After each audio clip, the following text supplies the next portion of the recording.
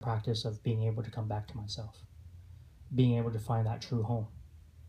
A lot of our veterans that are coming back from Iraq and Afghan and a lot of the wars now, they haven't been able to find their true home.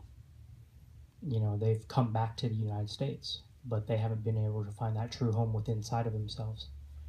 That's the reason why a lot of them, 22 to 23, are committing suicide per day. So that breaks down to 1 every 85 minutes because they don't know how to handle their PTSD. And they don't know how. The thing is, the PTSD is not going to go away. But like our teacher shares, if you know how to handle suffering, then you will suffer less. And that's the thing that I'm hoping to do with the veterans, is help them to suffer less. I've done a trial run. I've worked at the Memphis VA for the last 8 months, helping with the PTSD clinic, which is a 6-week in-house clinic for the veterans. And where I go there, one of the practices that I do is similarly to like what we did this morning, which is a 15-minute guided sitting meditation.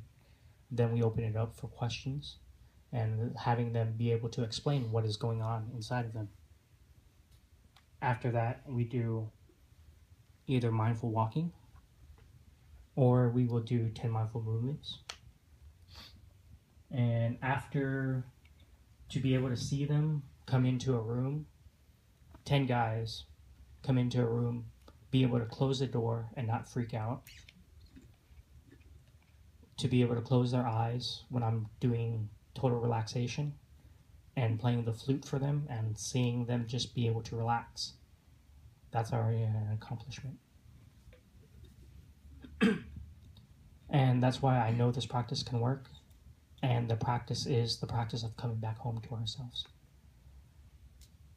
And in our tradition, we have a lot of ways to be able to do that. The main anchor is our breath. Our breath is always with us. The only time it's not with us is when we're 6 feet under. So therefore, you can always rely on your breath. You can always rely on your breathing. A lot of times we tend to breathe with our chest. So sometimes when we breathe with our chest, we can't feel the breath in our chest because our chest is constricted. So therefore, what do? We start to panic. But we forget that we also have to breathe with our stomach. So when our emotions become strong, what we can do is place our hand on our stomach. So if everybody can please put your hand on your stomach and just feel the rising and the falling of your abdomen. Just breathe naturally. Don't try to control your breathing.